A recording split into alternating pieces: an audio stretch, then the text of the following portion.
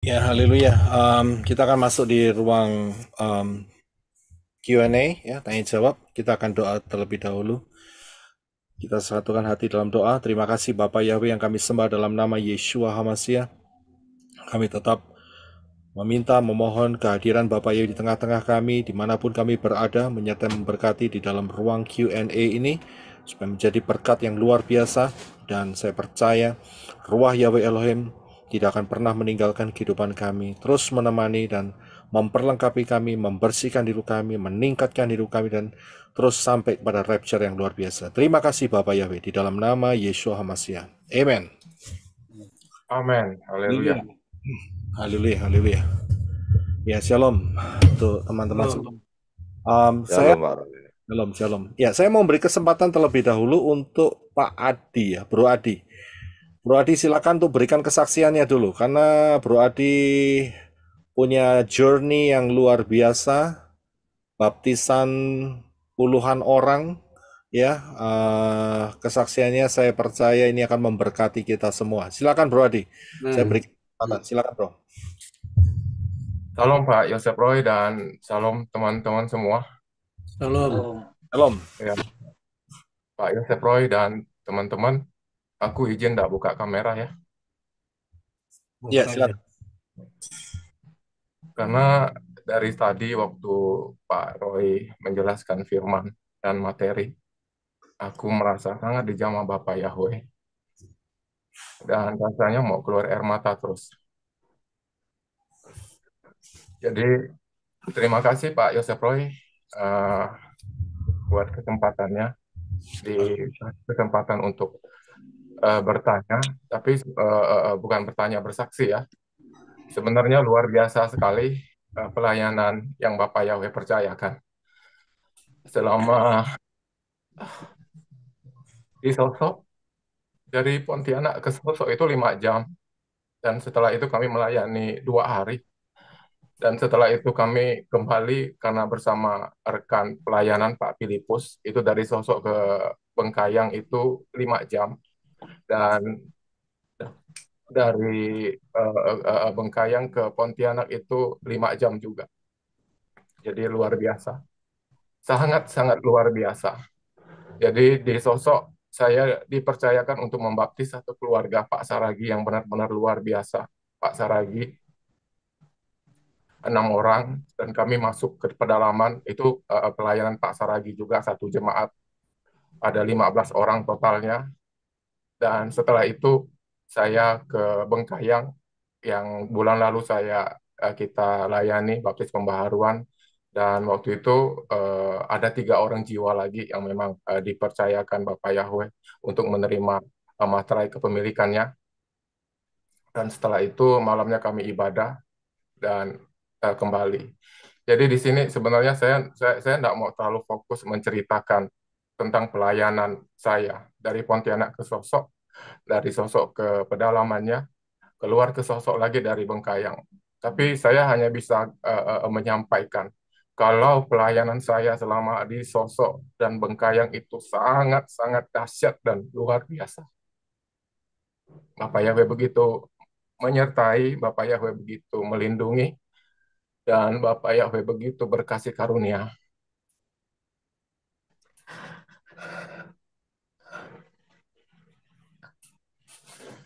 Jadi saya mau fokus dengan apa yang Pak Yosef Roy sampaikan,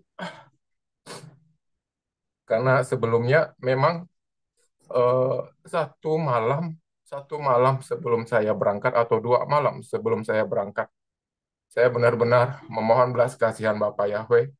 Ada satu pergumulan di dalam kerohanian saya eh, tentang kebenaran Dafar Elohim. Maka dari itu saya meminta peneguhan akan satu hal itu, ya akan satu hal itu. Dan saya tidak bisa sharingkan hal itu apa. Tapi setelah itu memang saya mendapatkan peneguhan yang luar biasa sekali. Jadi memang ini menyangkut juga bukan satu kebetulan. Definisi inti dari menyembah atau worship itu adalah ketaatan dan pengorbanan. karena ketaatan dan pengorbanan eh, yang dilakukan oleh Abraham itu sebenarnya sangat-sangat luar biasa sekali. Makanya Abraham juga disebut bapak orang beriman. Dan kenapa Abraham mau melakukan itu? Ya, ketika dia mandul, istrinya mandul, sorry. Ketika istrinya mandul. Dan karena iman, dia mau percaya sama Bapak Yahweh. Dan waktu itu Bapak Yahweh menyatakan keturunannya akan seperti bintang di langit dan pasir di laut. Tetapi setelah dia diberkati dengan anak 30 tahun lebih kemudian, Bapak Yahweh memproses dia untuk menguji ketaatan dan kesetiaannya. Dan eh, di penyampaian materi hari ini, Pak Yosef dan teman-teman, aku merasakan ada belas kasihan yang begitu besar. Aku minta maaf kalau aku jadi emosional seperti ini. Aku juga nggak bisa atur seperti ini gitu ya. Bukan aku yang mau gitu. Tapi karena aku merasakan hati Bapa saat ini, jadi aku jadi kayak gini, jadi emosional. Aku mohon maaf sekali. Karena seperti ini, setelah aku minta peneguhan dari Bapak Yahweh tentang satu hal itu, dan itu sangat sangat penting juga kalau bagi aku, sangat krusial juga di dalam kedewasaan keimanan aku. Maka Bapak Yahweh benar-benar meneguhkan. 2 malam setelah itu atau 1 malam setelah itu, tiba-tiba Sister Hadasa Fangfang telepon. Sister Hadasa Fangfang telepon, dan ternyata aku punya kerinduan yang kuat juga ingin sharing sama Sister Hadasa Fangfang tentang pelayanan di eh, besok atau lusanya aku akan melakukan perjalanan ke keluar daerah itu. Tapi karena satu dan lain hal aku sungkan.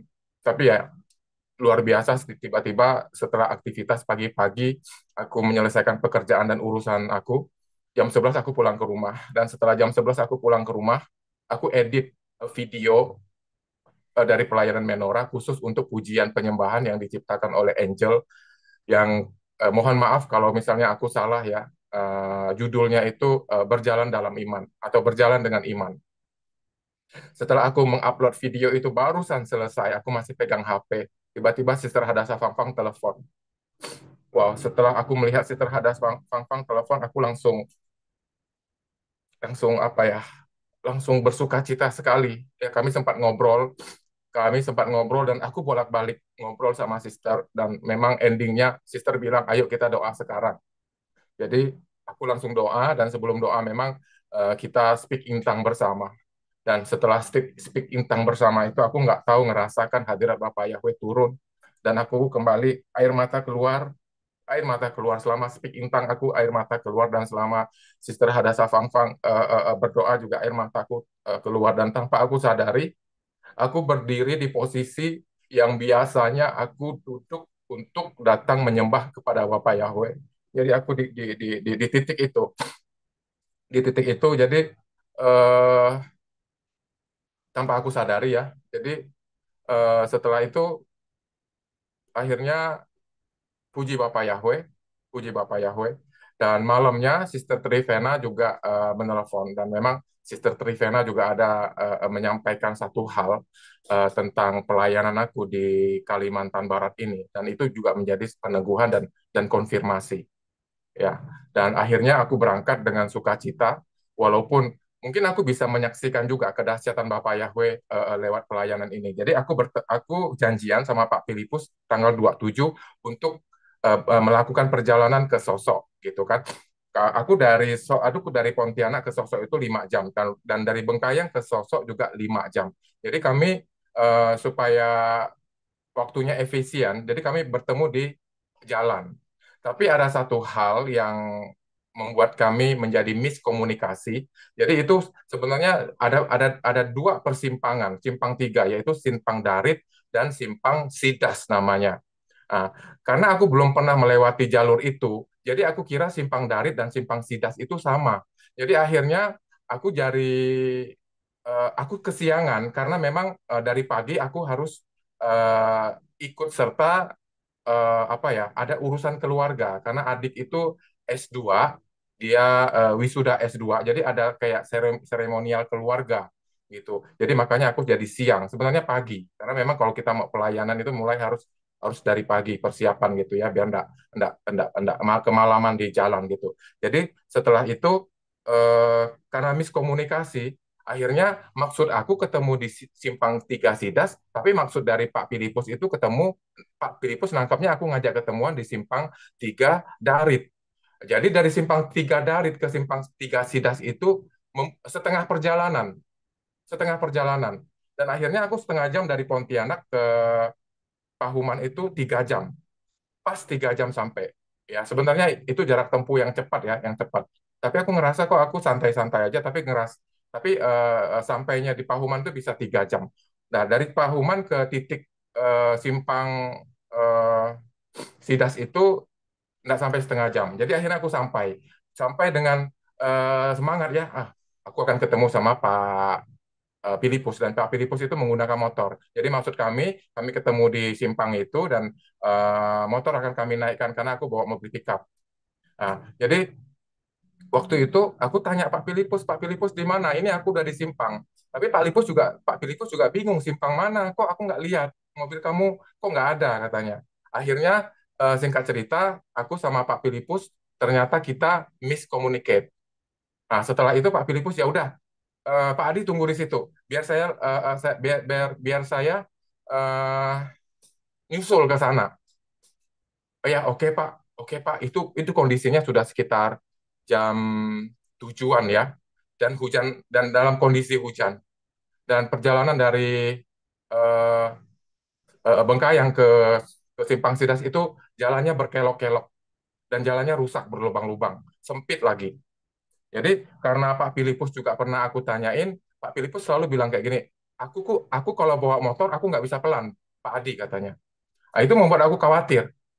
Aku bilang sama Pak Filipus hati-hati ya, pelan-pelan saja, nggak apa-apa Pak, aku tungguin. Tapi dasar orangnya nggak bisa pelan di jalan. Bayangkan, sebenarnya waktu tempuhnya itu sekitar 2 sampai 3 jam, tapi 1,5 jam dia udah sampai bertemu kita. Jadi akhirnya waktu itu sudah kondisinya setelah hujan, aku nunggu di simpang setelah hujan itu aku nunggu di simpang. Jadi eh, tiba-tiba hujan, teman-teman, tiba-tiba hujan dan hujannya mulai lebat sekali. Mulai lebat, belum belum lebat sekali, mulai lebat. Dari rintik-rintik mulai dia turun lebat-lebat sampai agak lebat. Nah, di situ aku langsung berdoa lagi, Bapak Yahweh tolong Pak Filipus. Sampai aku bilang, malaikat yang setia kepada Bapak Yahweh kawal Pak Filipus, jagai, lindungi, sampaikan ke tempat ini dengan selamat, tidak kekurangan satu apapun gitu. Jadi setelah itu akhirnya Pak Filipus sampai. Puji Bapak Yahweh. Tapi sebelumnya saya juga akan menyaksikan waktu hujan rintik-rintik terus hujan agak lebat, ya kembali lagi aku berdoa langsung. Malaikat yang setia kepada Bapak Yahweh, hentikan hujan ini. Hentikan hujan ini. Aku ngomongnya tuh santai aja, ringan aja. Nggak sampai 10 menit, hujannya langsung berhenti. Hujannya langsung berhenti. Biasanya kan hujan rintik-rintik, terus agak lebat, dan semakin lebat. Tapi itu tiba-tiba berhenti hujannya. Dan aku percaya itu adalah bukti penyertaan dari Bapak Yahweh. Dan akhirnya Pak Filipus sampai, aku lihat dia sampai, bahasa kuyup, dia pakai mantel. Wow, puji Bapak Yahweh, puji Bapak Yahweh. Setelah sampai, dia agak agak sedikit panik ya, agak panik. Pak Adi, ini motor aku kuncinya hilang jatuh katanya. Mungkin karena aku laju-laju nabrak lubang katanya kan. Wah, aku juga bingung gimana cara matikan motornya ini gitu kan. Tapi yang penting Pak Filipus sudah sampai. Nggak apa-apa Pak, nanti kita urus. Kita naikkan motornya ke pickup aja. Ya udah, Pak Filipus ganti baju ya. Aku bilang, terus aku sodorkan dia minuman. Terus aku nggak tahu kenapa, aku matikan mobil, aku ambil kunci mobil. Dan ketika aku mengambil kunci mobil, aku masukkan ke kontak motor itu, aku matikan. Langsung kontak motornya mati. Puji Bapak Yahweh. Sekali aku mau hidupkan lagi, nggak mau hidup-hidup. Ya udah, selesai. Masalah yang kita hadapi selesai. Wah, dan waktu itu aku naikkan mobil itu ke pickup dan kita ikat. Dan kita terus berjalan sampai ke daerah Ngabang 1 jam sebelum sosok. Karena kita keroncongan ya teman-teman. Karena memang dari sore keroncongan dan waktu itu sudah jam 10-an. Dan memang nggak ada eh, tempat makan lagi yang banyak yang buka.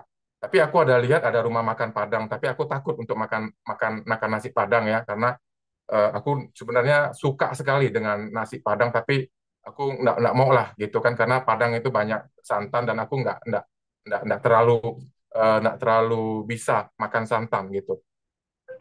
Ya, jadi akhirnya kami cari-cari, memang sampai di ujung jalan ketika kami mau meninggalkan kota Ngabang itu ada satu tempat makan. Dan luar biasa lagi penyertaan Bapak Yahweh. Kami diberkati dengan makan ayam kalasan, nasi uduk. Yang memang aku senang sekali gitu ya.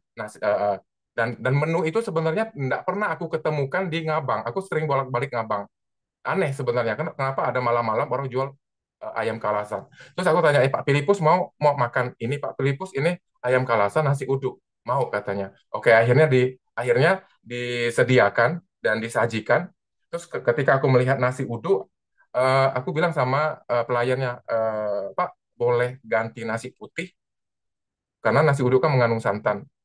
Ya, aku masih diberi kasih karunia untuk memilih. Ketika udah dapat makan kan seharusnya bersyukur, tapi aku takut makan nasi uduk itu ya karena banyak sekali lemaknya. Jadi puji Bapak Yahweh, dia mengangguk, bisa Pak, nanti aku gantikan, dan dia gantikan. Terus aku tanya Pak Filipus, mau makan ini nasi uduk ini ada santannya loh. Pak Filipus mau katanya. Aku belum pernah makan nasi uduk katanya. Inikah namanya nasi uduk katanya. Wow, puji Bapak Yahweh. Jadi luar biasa. Setelah itu kita makan dengan lahap, enak sekali.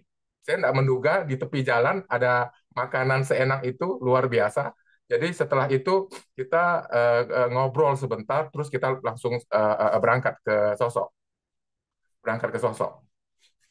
Jadi berangkat ke Sosok, kita jam 12 malam atau jam setengah 1 malam ketemu dengan Pak Saragi. Pak Saragi juga langsung mempersilahkan kita langsung istirahat. Ya, kita tidak sempat banyak ngobrol lagi karena memang udah malam, mata aku juga udah kayak nggak bisa kebuka gitu ya, udah capek juga, terus ngantuk juga, puji Bapak Yahweh, kita langsung disediakan eh, tempat tidur dan besoknya kita langsung melayani keluarga ini. Jadi menyangkut saya ingin menyampaikan tentang motor itu ya. Jadi aku bilang Pak Filipus, motor ini nanti kita bawa ke bengkel aja Pak, nanti kita ganti kontaknya, kunci kontaknya kita ganti. Akhirnya enggak jadi diganti Pak Filipus, enggak jadi diganti karena Pak Filipus bilang enggak apa-apa, karena di rumahnya ada kunci cadangannya. Ya, jadi aku mau fokus dulu tentang motor ini, luar biasa sekali. Jadi motor ini akhirnya kami bawa pulang ke Bengkayang.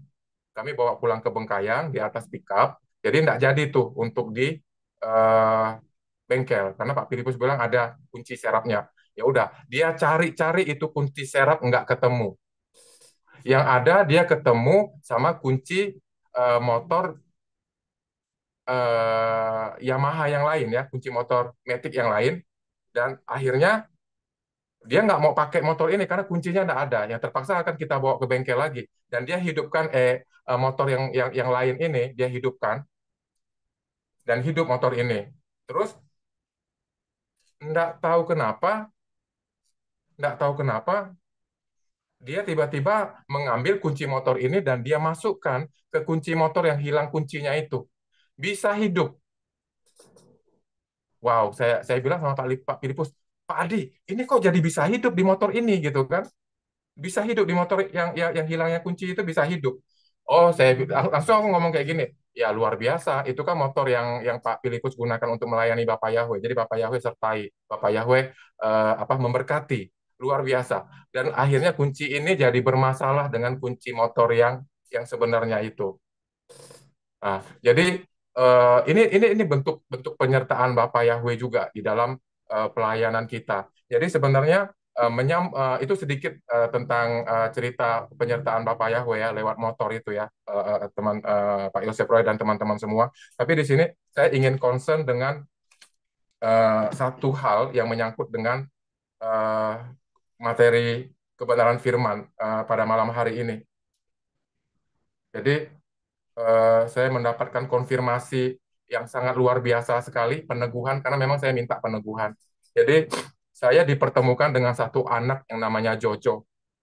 Ya, anak ini tidak ada orang tua, tidak ada papa, tidak ada mama. Umur di kandungan papanya sudah meninggal dan lahir setelah itu beberapa tahun kemudian mamanya meninggal dan Jojo ini adalah cucu sambung dari Pak Saragi. Jadi Bapak Yahweh menaruhkan aku hati yang luar biasa mengasihi anak ini dan aku juga tidak ngerti Pak Yosef Roy. Aku sempat sharingkan ke Pak Yosef Roy dan Sister Hadasa Fangpang waktu perjalanan pulang kita ngobrol banyak sebenarnya.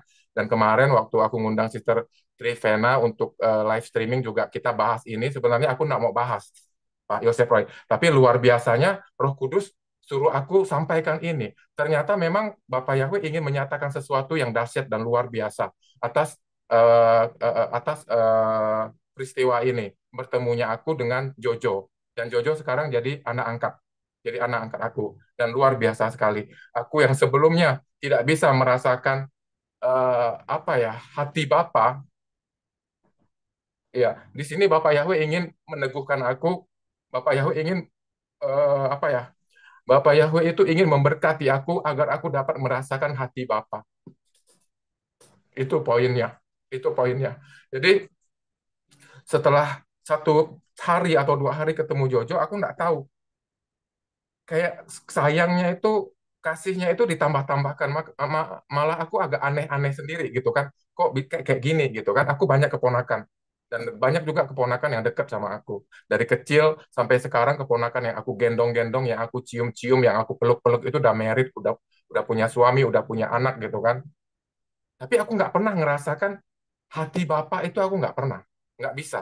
Tapi setelah aku mengangkat Jojo ini, kok aku langsung dikasih pengertian atau dikasih apa ya eh, perasaan untuk bisa merasakan hati Bapa.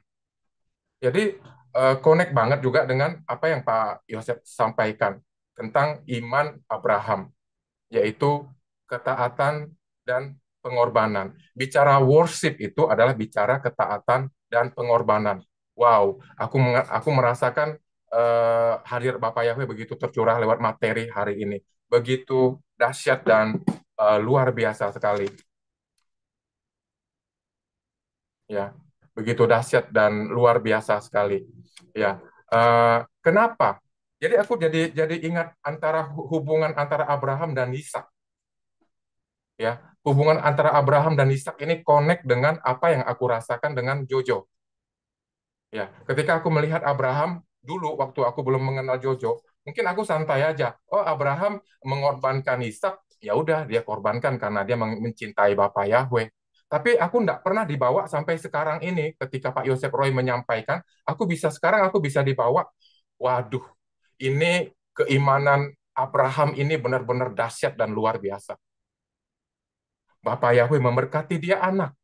Tapi setelah itu Bapak Yahweh seperti menghempaskan dia juga. Bapak Yahweh minta anaknya untuk dikorbankan.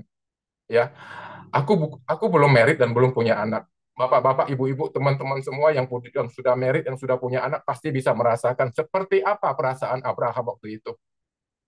Tapi Abraham memilih untuk taat dan setia.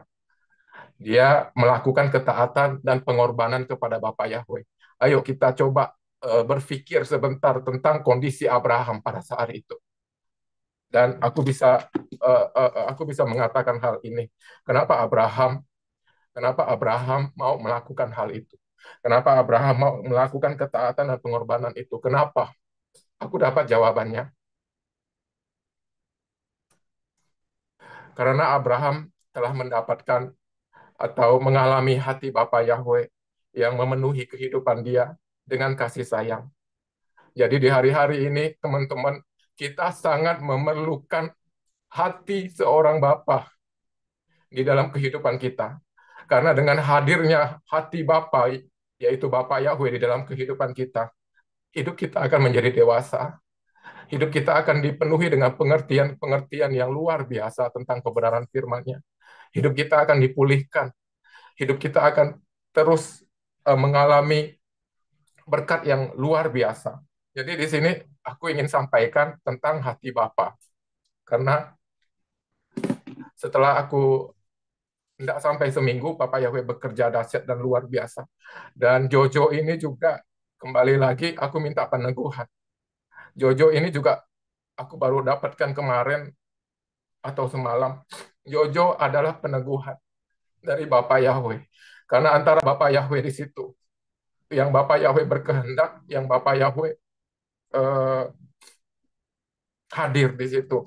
Jadi Jojo adalah jawaban dari doa aku untuk Bapak Yahweh bisa eh, memberkati kehidupan aku secara kerohanian.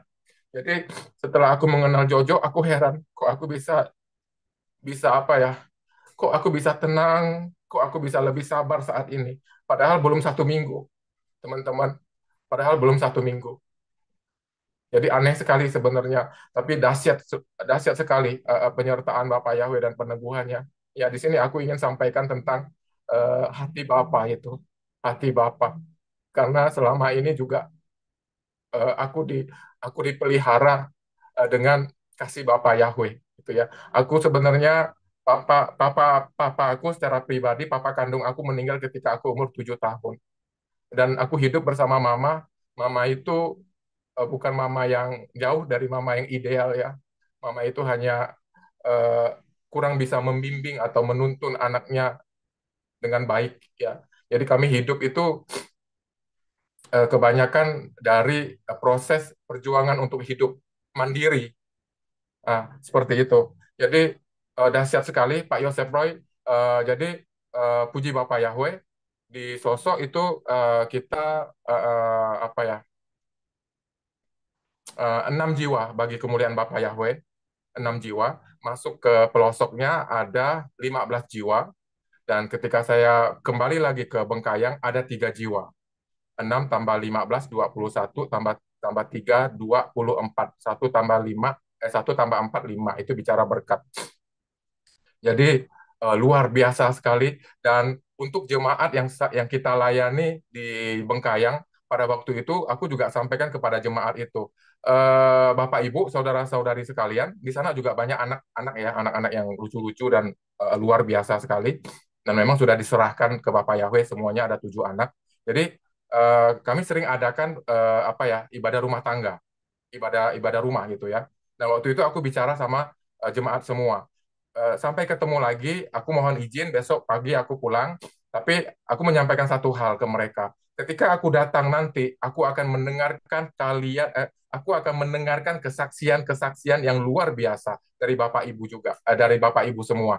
Karena kita sudah menerima materai kepemilikan Bapak Yahweh, dan nama kita semua sudah tercatat di Samaim, sudah tercatat di kitab kehidupan. Sorry, sudah tercatat di kitab kehidupan, dan Bapak Yahweh begitu berkenan di atas kehidupan kita gitu.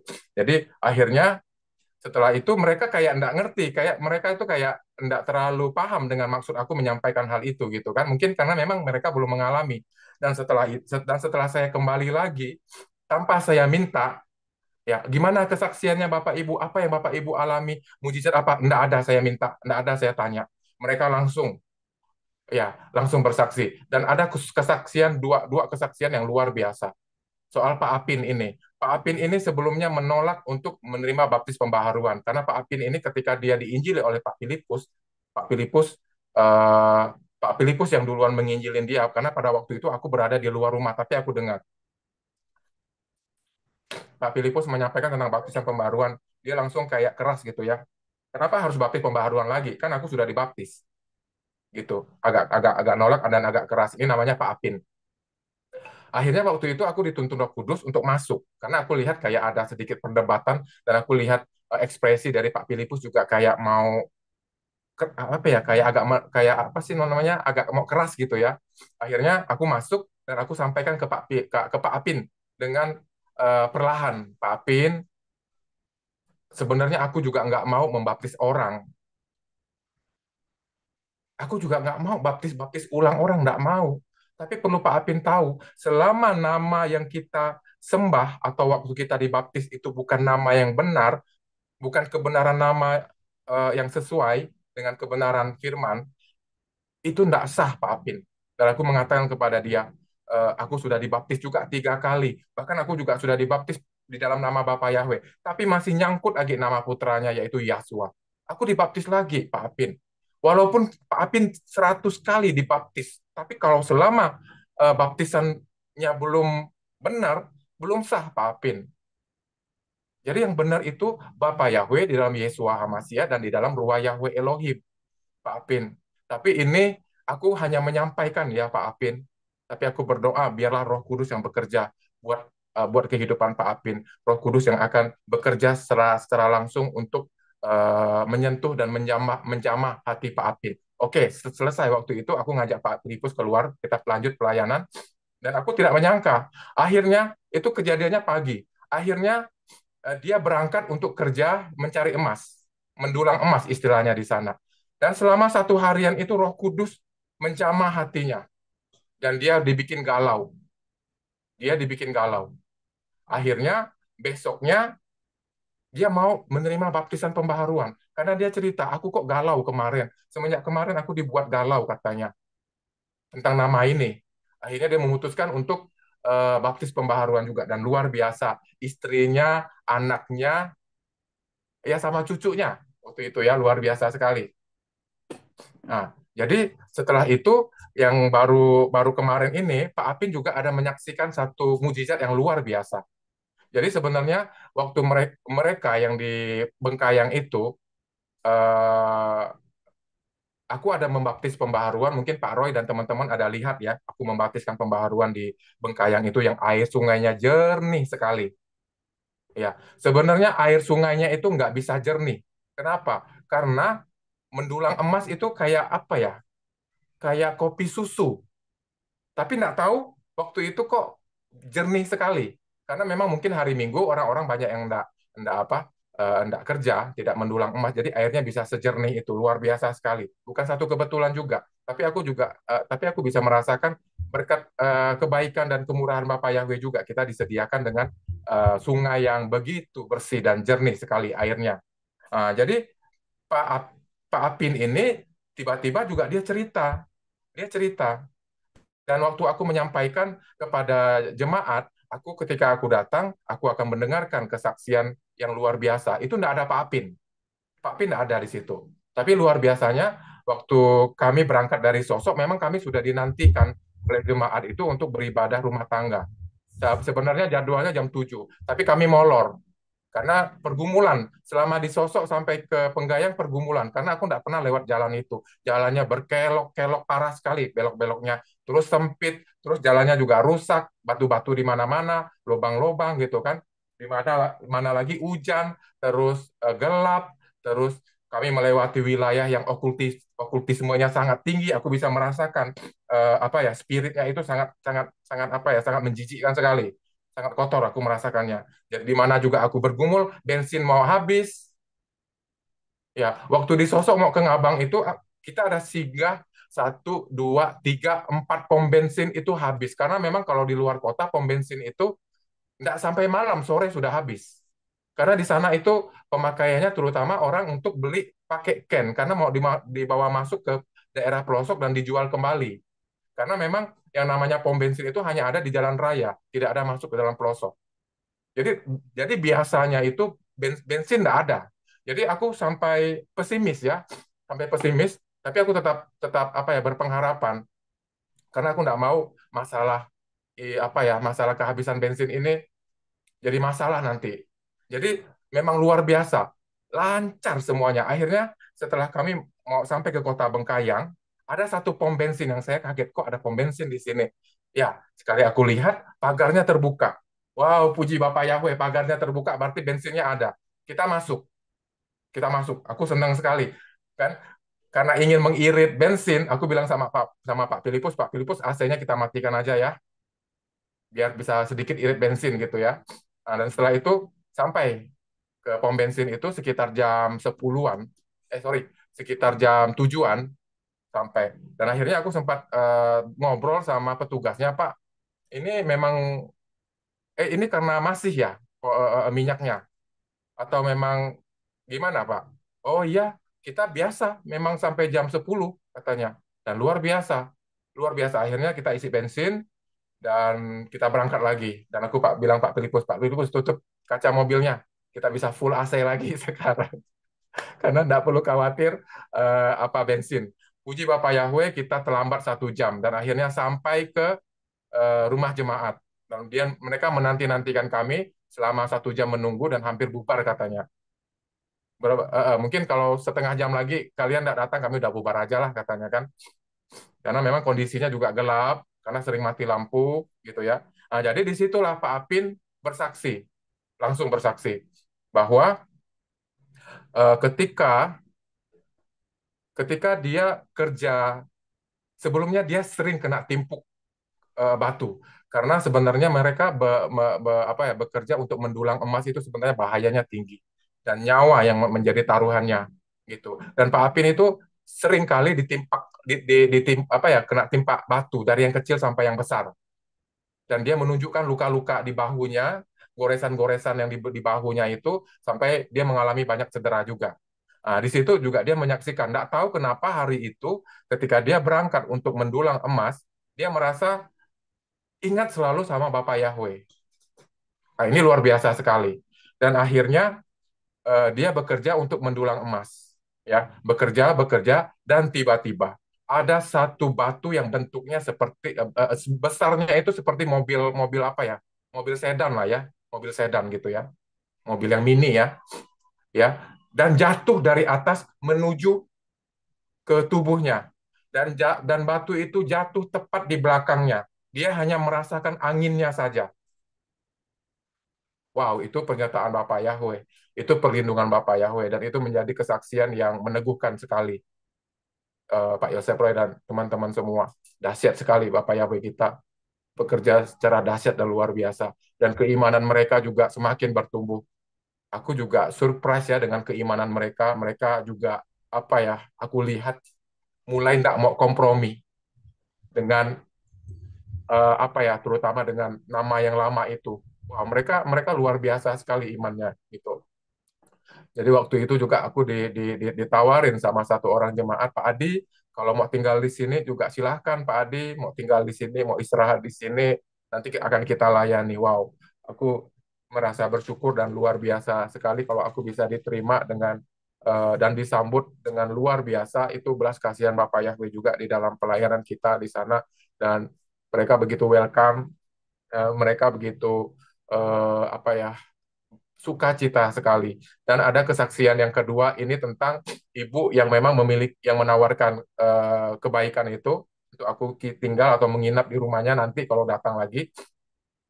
Jadi eh, ibu ini juga menyaksikan kalau anaknya itu juga mengalami mujizat ya setelah dibaptis pembaharuan ini. Mereka satu keluarga. Jadi anak ini tiba-tiba siangnya kerasukan karena di kampung-kampung kami itu kalau di sekolah SMP SMA biasa sekali yang namanya kerasukan. Dia kerasukan roh jahat. Jadi akhirnya dibawa siang itu pulang ke rumah, ya, pulang ke rumah dan ada abangnya dari Meli namanya ini, abangnya Meli namanya Jerry, mamanya suruh Jerry, Jerry pergi ke eh, Jerry, kamu pergi susul papa lagi panen sawit, papanya lagi panen sawit Pak Asin namanya, suruh papa pulang karena si Meli ini kerasukan, ya, kerasukan dan kerasukannya itu dia aneh, orang kerasukan kan memang aneh gitu ya, ya, sorot matanya, ekspresi mukanya itu kan kayak apa ya, kayak jadi beda sekali gitu ya. Jadi waktu itu mamanya sampai ketakutan sekali. Mamanya ketakutan sekali dengan ekspresi kerasukan dari anaknya ini. Nangis terus. Jadi akhirnya papanya pulang dari panen sawit. Dia meninggalkan pekerjaannya. Dan waktu itu dia ketemu sama Meli. Bapaknya cuma bilang kayak gini. Mungkin ya, kalau aku nggak salah ingat ya, bapaknya tuh belum sempat berdoa. Bapaknya cuma menyampaikan gini, Meli, kenapa kamu bisa dirasuki? Kan kamu sudah dibaptis dalam nama Bapak Yahweh. Kita percaya Bapak Yahweh itu dahsyat dan luar biasa. Dia ngomong seperti itu, satannya langsung keluar. setannya langsung keluar dan Meli langsung normal. Meli langsung normal. Dan anak tetangganya sampai sore menjelang malam itu baru keluar kerasukannya. Nah, jadi di situ juga Bapak Yahweh menyatakan kehendak dan kuasanya bagi setiap jiwa atau bagi setiap jemaatnya yang mau apa ya, mengasihi dia, beriman dan berpengharapan kepada dia. Apalagi mereka itu kan spesial ya. Kalau menurut aku, kalau kita kalau kita baru selesai dibaptis pembaharuan itu, aku ngerasa spesial sekali. Di sini juga bicara hati Bapa. Ketika kita menyenangkan Bapa, atau ketika kita kembali connect lagi ke Bapa, Bapa itu pasti hatinya itu ingin memberkati kita. Makanya aku bilang sama mereka juga, terutama untuk jemaat yang di mana, di sosok ya, aku bilang ini ya aku sampaikan ke Pak Saragi semalam, sempat Pak Saragi telepon dan para Saragi minta ada pergumulan dan minta kita doakan, dukung dalam doa. Dan waktu itu aku juga bilang sama Pak Saragi ini begitu berkenan sekarang di hati Bapak Yahweh. Ini bicara hati Bapak lagi. Kenapa? Karena Pak Saragi baru pulang, baru kembali ke dalam pencipta yang sebenarnya. Nah, saat inilah saat yang terbaik Pak Saragi. Gimana Bapak Yahweh itu lagi sayang-sayangnya, lagi seneng-senengnya. Ayo Pak Saragi punya pergumulan apa? Mintalah, carilah, ketuklah. Ya, kita melakukan firman yang di Lukas 11 ayat 9 sampai 11 itu. Jadi aku sampaikan ke Pak Saragi. Jadi benar-benar luar biasa sekali, Pak Yasep Roy, penyertaan Bapak Yahweh itu luar biasa. Dan endingnya sebenarnya satu hal yang ingin aku sampaikan. Hati Bapak itu begitu dahsyat ya, dan hati Bapak itu hari-hari ini begitu kita perlukan, begitu kita butuhkan ya, eh, teman-teman semua, luar biasa sekali.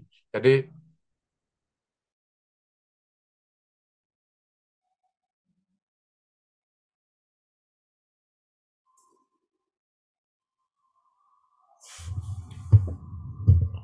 Shalom Pak Adi. Ya, ini mungkin signal yang gitu. Ya, dahsyat dan luar biasa. Dahsyat sekali dan luar biasa. Dan ada satu pertanyaan untuk aku menutup kesaksian aku dengan Pak Yosep Roy. Mungkin Pak Yosep Roy juga bisa jelaskan dan Pak Yosep Roy juga bisa tambahkan tentang pentingnya hati Bapa yang harus kita alami. Hati Bapa yang harus hidup di dalam kehidupan kita. Karena aku merasa hati Bapak ini dahsyat dan luar biasa sekali, Pak Yosep Roy. Terima kasih. Shalom. iya, terima kasih Bro Adi. Satu kesaksian yang luar biasa. Jadi kita bisa melihat, merasakan, mendengar juga dan membayangkan apa yang menjadi ministry pelayanan di pedalaman-pedalaman.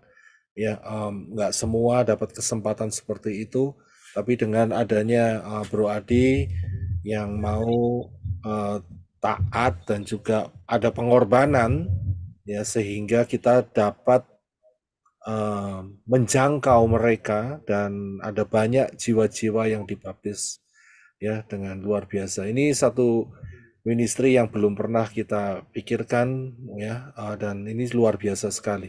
Tidak semua bisa dapat kesempatan ini, tetapi ingat kita bisa bergandengan tangan untuk terus bisa menjadi satu tim yang luar biasa sehingga rencana Bapak Yahweh untuk menjangkau jiwa-jiwa dimanapun itu luar biasa tergenapi. Ya, ini ajaib sekali. Terima kasih untuk banyak kesaksiannya yang ajaib ya, dan jiwa-jiwa yang terus akan dibimbing di sana yang betul-betul punya fondasi yang kokoh.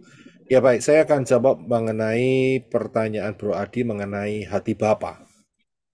Kita akan lihat satu ayat terlebih dahulu, yaitu di dalam Maleakhi ya. Di dalam Maleakhi,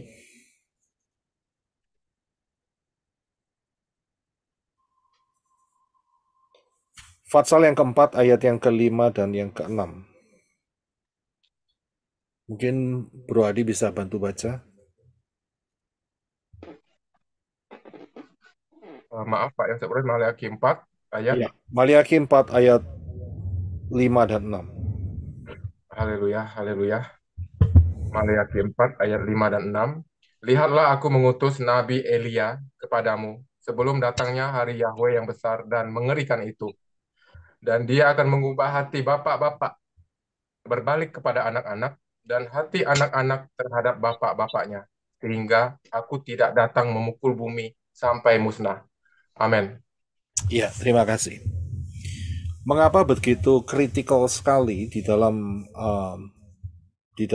prophecy ini, ya, nubuat ini yang diungkapkan oleh Bapak Yahweh di dalam Maleakhi pasal 4 ayat 5 dan ke-6 mengenai hati Bapak. Kok nggak hati Ibu? Ya, mengapa kok hati Bapak? Dan yang menjadi sarananya adalah Elijah, ya, yang akan menjadi saluran berkat untuk pemulihan hati Bapak ini. Nah, kita tahu bahwa setan itu menggunakan satu momen di mana saat saat Adam dan Hawa, ya, dikeluarkan dari Taman Eden. Nah, momen itu dipelintir sama setan. Kalau saudara baca di dalam kitab suci, ya, apalagi yang LAI kalau tidak salah, itu dikatakan bahwa coba saya akan lihat, itu ada di dalam Kejadian pasal yang ketiga.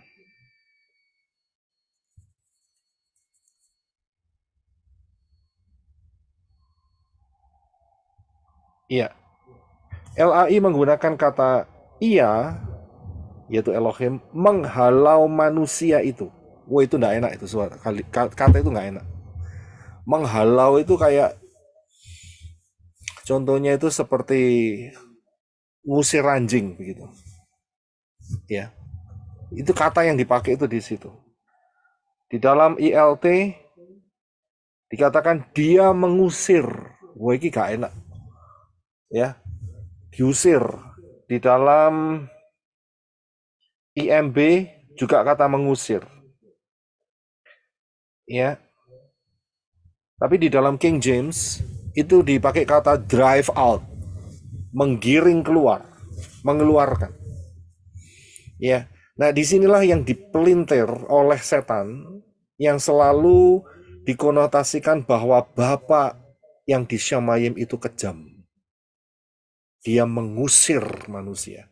Padahal intinya bagaimana?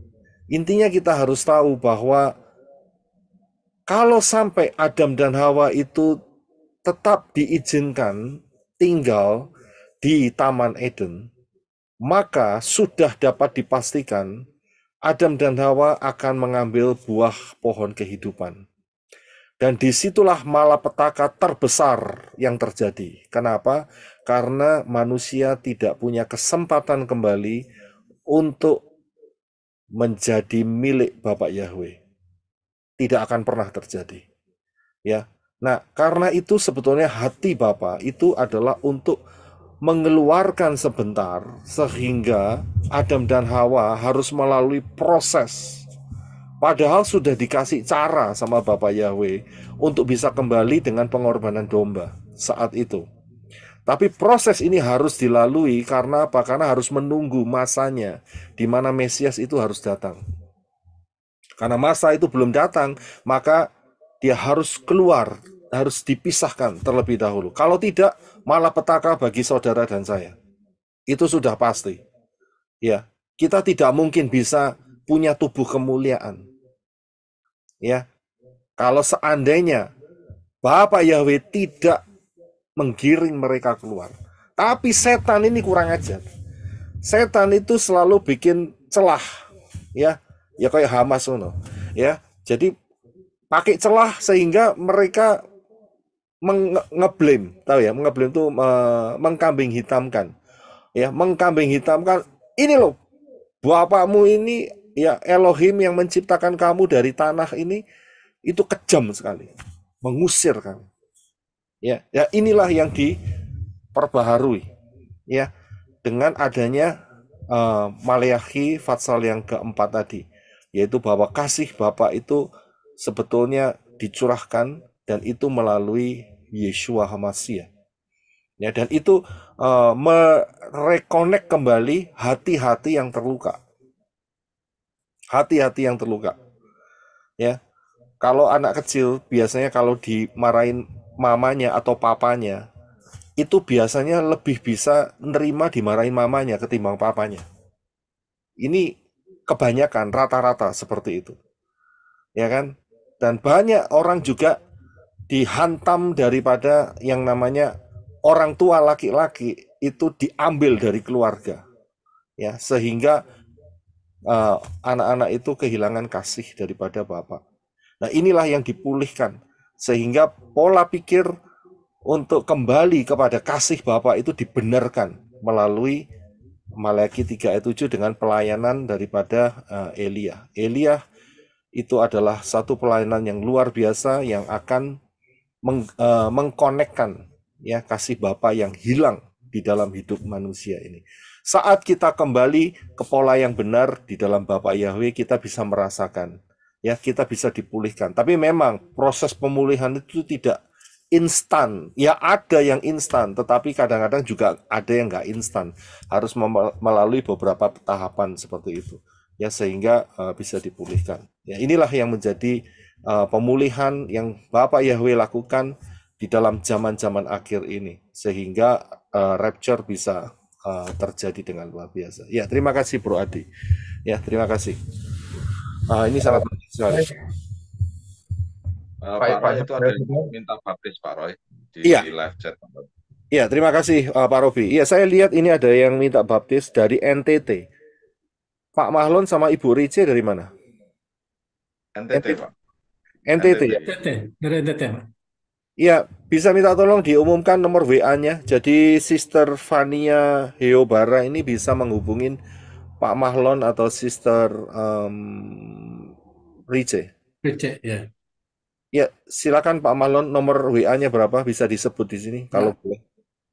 0852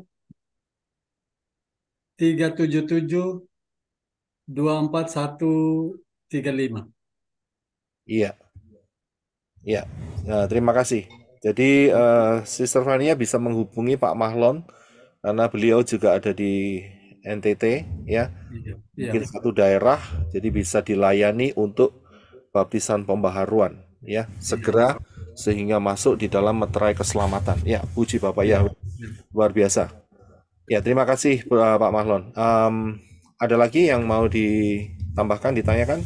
Ya, Pak Adi. Silakan Bro. Pak Yosef Roy, aku mau nambahkan sedikit saja Pak Yosef Roy, di mana ketika aku merasakan hati Bapak itu lewat pelayanan yang di sosok itu, satu hal yang Bapak Yahweh taruh juga dengan mempelainya, yaitu Pak Saragi.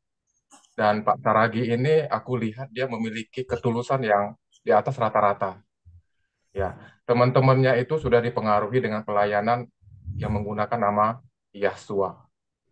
Tapi aku percaya karena ketulusan dia dan karena keseriusan dia dengan Bapak Yahweh, dia menjadi salah satu orang yang tidak mau dibaptis. Tidak mau dibaptis, tidak mau mengambil. Kenapa? Karena dia ngerasa dia belum ada hal yang meneguhkan dia tentang nama Yahshua itu. Teman-teman, apa ya, istilahnya hamba-hamba Tuhan, mereka sering menggunakan itu ya. Di tempat itu rata-rata sudah menerima dan dia tidak mau menerima. Bertahan sampai 2 tahun sampai memang Bapak Yahweh mempertemukan aku dengan Pak Saragi. Dan yang kedua, Pak Saragi ini juga bertahan dengan bilangan binatang itu. Istrinya, anaknya, cucunya, semuanya sudah terima. Ya, anak kandungnya itu yang menjadi perawat itu bahkan sudah menerima sampai 4 kali. Dan aku sangat-sangat melihat ketulusan di dalam Pak Saragi. Maka dari itu bukan satu kebetulan juga aku bisa mengangkat cucunya, Jonathan. Dan luar biasa, Jonathan umurnya 13 tahun. Pak Yosef Roy. Ya, bicara 13 ya, angka terobosan. Jadi aku percaya lewat Jojo ini Bapak Yahweh ingin memberkati aku secara dahsyat dan luar biasa untuk menerobos kehidupan aku agar aku senantiasa boleh menjadi semakin dewasa, semakin bertumbuh. Seperti yang sering disampaikan oleh Pak Yosef Roy, berakar, bertumbuh, dan berbuah bagi kemuliaan Bapak Yahweh. Jadi buat Jojo juga aku merasakan hati Bapa. Dan kembali lagi, ketika aku merasakan hati Bapa, ada satu poin penting yang memang menjamah hati aku, yaitu hati Bapa itu penuh dengan ketulusan. Dan ketulusan itulah hati Bapa. Jadi luar biasa, Bapak Yahweh berkasih karunia, karena memang aku melihat Bapak Yahweh selama ini juga senantiasa melihat hati kita. Ketulusan hati kita, kejujuran hati kita, bahkan kepolosan hati kita, kerendahan hati kita, itu menjadi ukuran di mana kita akan diberkati dengan buah-buah yang manis, buah-buah yang benar di dalam pelayanan kita. Bapak Amin. Yahweh terhadap, terima kasih Pak Yosef Roy dan teman-teman. Bapak Yahweh memberkati. Haleluya. Terima kasih, Bro Adi. Ya, terima kasih. Ya, silakan untuk teman-teman yang lain. Kalau ada yang mau ditanyakan, Kayaknya Pak Selamat. Nah, ya. silakan Pak Pak Selamat. Selamat. Silakan. Mic-nya harus dibuka, Pak Selamat. Mic-nya dibuka dulu, Pak. Ya, mic-nya dibuka dulu. Ya, salam Pak Yosef, salam semuanya. Shalom. Shalom. Saya ingin menanyakan tadi Pak, waktu awal tadi Pak Yosef mengatakan perbedaan antara hilal bersakar dan nahas Pak ya. Tahu saya Oh, ya. perbedaannya kan antara kerub dan malaikat Pak ya. Enggak, beda. Bukan. Oh, Jadi kalau Hilal bin Sakar itu adalah dari grup kerub, ya, dari grup kerub. Jadi itu adalah makhluk-makhluk di Syamayim. Tetapi kalau nakas itu adalah hewan, kalau saya bilang. Binatang yang diciptakan oleh Bapa Yahweh tapi bentuknya menyerupai manusia. Jadi saat penciptaan binatang pada hari yang ke-6, ya, binatang diciptakan, binatang darat diciptakan terlebih dahulu, salah satunya adalah nakas. Jadi beda. jadi nakas itu diciptakan Bapak Yahweh tubuh manusia atau wajah manusia, badan binatang gitu. Enggak, jadi bentuknya itu mirip seperti manusia. Cuman bedanya itu adalah kalau Adam dan Hawa itu diselubungi dengan kemuliaan Bapa Yahweh, ya.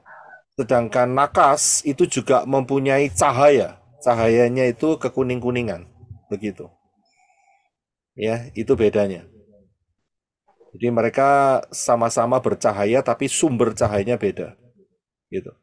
Ya, karena itu memang ini misteri, tetapi sebetulnya bisa diungkapkan ya dengan cara saat Yesua naik ke kayu salib. Ya, itu dianalogikan dengan apa itu namanya? Nehustan atau ular tembaga di situ. Ya. Jadi bisa dikatakan itu bentuknya binatang ular Pak ya. Ya, setelah dikutuk dia modelnya ular. Oh. Setelah dikutuk. Ya, tapi sebelumnya tidak. Ya, sebelumnya tidak. Sebelumnya itu seperti manusia. Oh, seperti manusia. Iya. Itu yang ini tuh Pak, pemimpin paduan malaikat-malaikat itu Pak ya. Itu yang Hilal ben Sakar, yang kerub. Iya, itu dikutuk. Ya, yang kerub. Iya, itu yang Hilal ben Sakar. Oh, yang Hilal ben Sakar. Kalau yang nakas ya. Yang nakas tidak. Yang nakas tidak. Nakas itu bukan dari malaikat yang pengawas untuk mengawasi manusia, melindungi manusia itu Pak. Bukan. Bukan. Oh, lain lagi. Bukan. Jadi nakas itu sebetulnya binatang.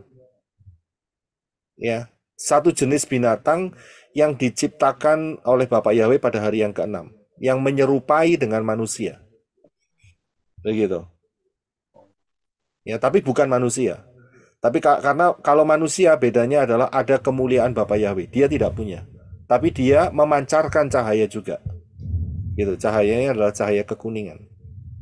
Berarti yang mencobai Adam di Taman Eden itu bukan Pak ya, bukan apa namanya pemimpin paduan itu Pak ya. Nah, gini, untuk masalah itu kita harus paham, ya, kita harus paham bahwa kalau sampai ada yang seperti itu satu grup, ya, permainannya itu satu tim, ya, permainan kita ini satu tim di dalam alam roh itu satu tim. Jadi saat itu memang Nakas mencobai Hawa, ya kan? Nah, saat Nakas mencobai Hawa itu adalah di mana spiritnya itu adalah spirit daripada Hillel ben Zakar itu, ya, tetapi dengan menggunakan Nakas, dan itu sudah dianggap satu tim, ya. Karena itu Yeshua berkata kepada ahli Torah dan orang-orang Farisi yang berusaha membunuh Yeshua. Yeshua mengatakan, kamu seperti bapakmu, Satan. Bisa lihat? Jadi orang-orang Farisi dan ahli-ahli Torah yang berniat untuk membunuh Yeshua, Yeshua langsung menegur, kamu seperti bapakmu, Satan. Jadi satu grup. Jadi orang-orang yang mempunyai sifat satu grup dengan setan, itu sudah jadi satu. Gitu sistemnya. Ya, jadi dalam hal ini sangat jelas sekali, memang Nakas yang mencobai secara fisik, itu mencobai mencobai Hawa. Ya, karena Adam tidak dicobai oleh Nakas, Hawa yang jatuh. Dan kemudian Hawa transfer ke Adam. Begitu, ya. Jadi dalam hal ini sudah dianggap satu tim. Ini timnya si Hillel ben Zakar untuk menjatuhkan manusia saat itu. Karena Nah, itu ini kan orang-orang banyak kan Pak, yang mencobai manusia ini kan Lucifer. Berarti kan ternyata makhluk lain lagi Pak ya. Kan iya, kita pengetahuan itu selama ini kan saya pun menangkapnya kan hanya Lucifer itu aja. iya. Ternyata Jadi bukan, Pak. enggak, bukan. Ya, jadi yang mencobai Hawa adalah Nakas. Ya, dan Nakas ini memang dia dapat inspirasi. Ya. Inspirasi sehingga dia mencobai si Hawa. Nggak usah jauh-jauh. Kita lihat Yeshua sama Kefa, Petrus. Ya kan? Yeshua mengatakan, "Menurut kamu siapa aku?" Betul kan?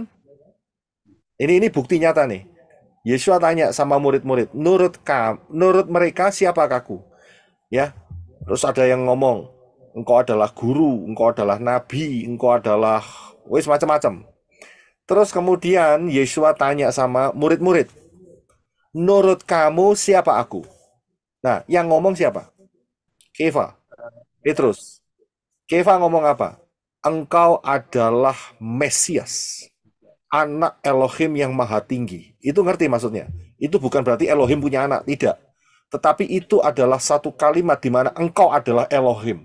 Utusan Elohim sendiri di dalam rupa manusia. Itu maksudnya. Ya. Nah, disitulah kemudian Yeshua menjawab. Maksudnya memberikan tanggapan. Bukan kamu yang bicara, tetapi Bapakku yang ada kasih kamu pengertian itu. Bisa lihat? Sehingga Kepa bisa ngomong seperti itu. Kemudian, setelah itu nggak lama, Yeshua kasih tahu bahwa anak manusia akan disalibkan, dibunuh, disesah, dihajar, dan dibunuh di Yerusalem. Apa kata Kefa? Kefa pede banget saat itu, karena dia barusan dipuji sama Yeshua. Oh, Bapak Yahweh yang kasih dia inspirasi. Kemudian Kefa tarik Yeshua. Semoga itu tidak terjadi dengan engkau. Betul kan? Ngomong gitu kan? Apa kata Yeshua? Kita kembali lagi ke Yeshua. Setelah Keva ngomong itu, semoga engkau tidak terjadi di situ. Ya apa yang katakan yang Yesua katakan? Yesua ngomong apa? Pergi ke belakangku setan. Betul lah. Kamu hanya memikirkan pikiranmu sendiri, bukan pikiran Elohim. Nah, itu dia. Jadi Keva ini kayak selongsongan, tahu selongsongan? Apa itu? Kayak boneka begitu. Ya kayak boneka, tergantung siapa yang kasih dia ide.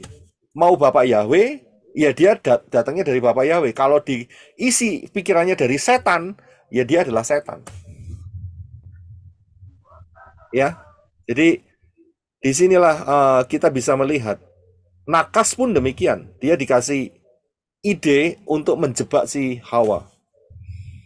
Ya, dan itu dari setan. Karena itu Bapak Yahweh saat menjatuhkan vonis untuk penghukuman di Kejadian pasal yang ketiga, ya, dan mengutuki si Nakas, Bapak Yahweh mengatakan keturunan perempuan ini akan menghancurkan kepalamu, tapi kamu akan menggigit tumitnya. Bisa lihat di sini? Nah, dari sini kita bisa melihat bahwa mereka itu satu tim. Ya, yang melakukan kejahatan itu satu tim. Saya pikir itu kalau dari dulu pemahaman saya itu kepala ular itu ya si apa itu pemimpin malaikat tadi. Nah, enggak begitu. Enggak begitu. Ya, itu orang Yunani itu selalu enggak mau lihat prosesnya, langsung dipotong begitu aja. Langsung menjurus kepada konklusinya, kesimpulannya. Dia langsung bikin. Ini, Pak, paling tinggi kan di antara malaikat yang jatuh itu kan tetap yang pemimpin paduan tadi, Pak, ya, yang disembah oleh mereka kelompok ini. Hierarkinya yang paling tinggi, ya, hierarkinya yang paling tinggi, yang sebetulnya bukan paling tinggi atau paling rendah, nggak ada. Sebetulnya fungsinya, kalau saya lihat, yang paling dekat dengan Bapak Yahweh atau Elohim Yahweh, itu adalah serafim dan kerub. Itu fungsinya. Sedangkan malaikat, itu nggak ada di lingkarannya Bapak Yahweh. Itu agak jauh. Jadi yang ingat tadi dikatakan di dalam Yeskiel, engkau adalah kerub yang berjaga-jaga. Jadi kerub itu kalau kita lihat di kitab Yeskiel, maka kita akan temukan bahwa kerub itu seperti roda, seperti mobil itu dia rodanya, ya. Dan kemudian di tengah-tengahnya itu adalah tahta Bapak Yahweh, tahta Elohim. Begitu. Jadi yang mengitari Elohim itu adalah kerub. Nah, ini loh, kerub inilah yang saat itu, dan kemudian kerub ini dia punya kemampuan seperti serafim juga, yaitu pemimpin puji-pujian. Kalau kita lihat di dalam Yesaya dan di dalam kitab Wahyu dikatakan bahwa saat serafim itu menaikkan puji-pujian, seluruhnya itu harus sujud menyembah kepada Yahweh. Ya, jadi makhluk yang jatuh ini itu punya level antara kerub dan serafim. Jadi dia makhluk penjaga plus dia adalah makhluk pemuji. Dan dia ada puji-pujian, jadi ada musiknya. Karena itu seringkali musik dipakai sebagai sarana untuk buat manusia patah hati, kosong jiwa, dan bunuh diri. Dengan musik. Ya kan? Jadi dengan musik orang diam-diam bisa manggut gitu kan? Dengan musik kan? Ya kan bisa geleng gitu ya kan? Ya dengan musik orang juga bisa potong leher, gitu, potong bebek angsa, ya gitu dia. Gitu, jadi potong leher. Jadi bisa juga dengan musik.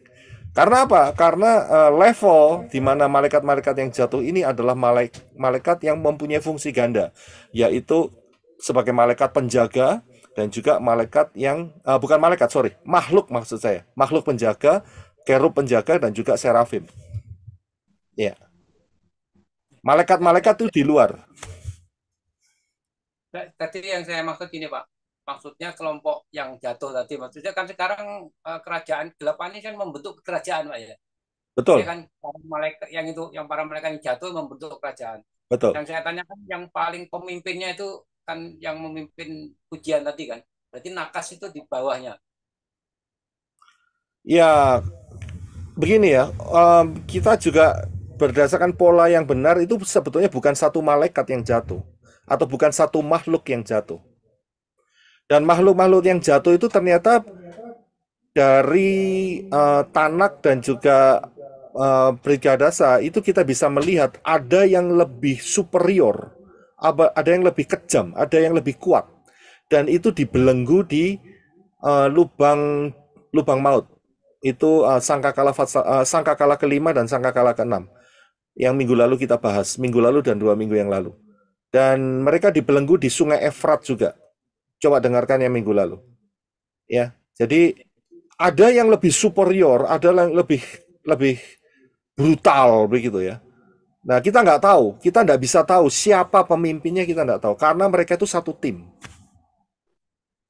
Begitu, kita nggak bisa tahu, oh ini pemimpinnya ini dipegang, tidak. Ternyata lihat aja dari kitab-kitab yang kita temukan, itu bahwa ada 200 makhluk-makhluk Syamayim, ya, malaikat yang pembawa terang, itu dia, ya kita pakai kata malaikat, itu yang memberontak kepada Bapak Yahweh, 200. Ya, jadi kita nggak tahu pemimpinnya siapa. Memang itu mereka adalah pemimpin-pemimpin. Dan kalau kita lihat di dalam kitab Daniel, Mikael itu hanya salah satu dari pemimpin. Salah satu. Jadi masih ada pemimpin-pemimpin yang lain. Kita nggak bisa tahu. Kita bisa tahu nanti kalau saat kita rapture. Kita lihat, apa itu namanya, tracking story-nya. Ya, kita lihat di perpustakaan di Syamayim. Ya, kita bisa buka-buka di sana. Ya, kita bisa nongkrong di sana, kita bisa lihat oh siapa-siapa saja yang apa itu namanya, yang berontak kepada Bapak Yahweh. Gitu. Tapi untuk sekarang kita tidak bisa, kita tidak mampu untuk melihat itu. Ya, nanti saatnya nggak lama lagi. Kalau melihat firman, kalau menurut saya, pahaman saya, Mikael itu ya sebagai pengganti dari malaikat yang jatuh tadi. Jadi paling tinggi ya Mikael tadi, menurut saya ya, pemahaman saya maksud saya. Iya, tapi dikatakan di dalam kitab Daniel, dikatakan dia adalah salah satu dari pemimpin. Berarti masih ada yang lain yang tidak disebutkan. Ya, ini hanya yang disebutkan saja dengan tujuan untuk manusia paling tidak bisa ngintip gitu loh. Kira-kira apa yang terjadi di dalam dunia alam makhluk-makhluk Syamayim gitu. Jadi Mikael itu hanya salah satunya saja. Ya, tapi berarti kalau salah satu ya berarti masih banyak lagi. Begitu. Satu lagi, Pak. Ya, silakan. Silakan. Saya menurut Bapak, kejahatan itu yang menciptakan Bapak Yahweh juga. Kejahatan diciptakan sama Bapak Yahweh. Ya. Oke, saya mau tanya. Yang menciptakan gelap itu siapa? Nah, ini sebetulnya saya sebetulnya ya nggak mau nggak nerima, Pak. Tapi orang itu katanya ada orang ini, dan kalau kejahatan ini bukan Bapak Yahweh yang cipta, orang lain atau setan, berarti Bapak Yahweh bukan maha kuasa. Katanya gitu jawabnya, Pak. Jadi begini, ide yang mengatakan bahwa Elohim Tuhan itu ada sisi gelapnya, itu adalah pemahamannya Patkwa. Siapa tahu Patkwa? Ya tahu, ya. Tahu ya, Patkwa ya. Tapi mungkin ada yang nggak tahu kali. Patkwa itu ya, itu bunderan, terus kemudian ada huruf kayak S begitu di tengahnya. Satu warna hitam, satu warna putih. Yang warna hitam ada bulatan putih, yang warna putih ada bulatan hitam. Itu filosofinya ada di sana. Ya. Di dalam kebaikan itu ada kejahatan, di dalam kejahatan itu ada kebaikan. Ya. Dan itu diarahkan kepada Elohim, di dalam Elohim itu ada jahat. Oke, sekarang begini. Ya. Sekarang kita lihat masalah yang paling sederhana, yaitu lautan api. Di manakah letak lautan api? Di neraka, Pak. Loh, di neraka. Ya, di neraka itu lautan api kan, Pak? Ya, memang sulit terdeteksi, tetapi dengan satu kalimat saudara akan bisa mendeteksi. Ya, lautan api itu adalah tempat dengan istilah dijauhkan dari hadirat Yahweh. Ya. Jadi dengan kata lain, the absence of Yahweh is lautan api, Gehenna, lake of fire. The absent. Bahasa Indonesia ini apa ini? Ini rada sulit nih. Bisa bantu Henok? Tanpa kehadiran Yahweh. Iya. Jadi Yahweh tidak hadir di sana, itulah lautan api. Ya. Gelap dan terang itu berkebalikan. Jadi kalau terang itu absent, tidak hadir, maka gelap yang hadir. Bapak Yahweh tidak pernah menjadikan kejahatan. Tidak pernah. Bapak Yahweh itu selalu baik. Ya, selalu baik. Kebaikannya, kasihnya luar biasa. Tetapi, ya, kalau Bapak Yahweh keluar, absent, ya, maka kejahatan yang masuk. Jadi Bapak Yahweh tidak pernah bikin kejahatan. Inilah yang kegelapan, Pak. Tidak pernah. Tidak pernah. The absence of Bapak Yahweh itu adalah kebalikannya. Saya bisa lihat, ya. Jadi kalau kepingin mendapatkan gelap bagaimana? Gampang. Matiin lampu, pasti gelap. Betul kan? Ya. Matiin lampu, pasti gelap. Nggak usah repot-repot. The absence. Dari Pak, kelompok termasuk dari ikut sinodenya Pak Lukas ini. Jadi bingung jadi. Saya bilang salah pemahaman.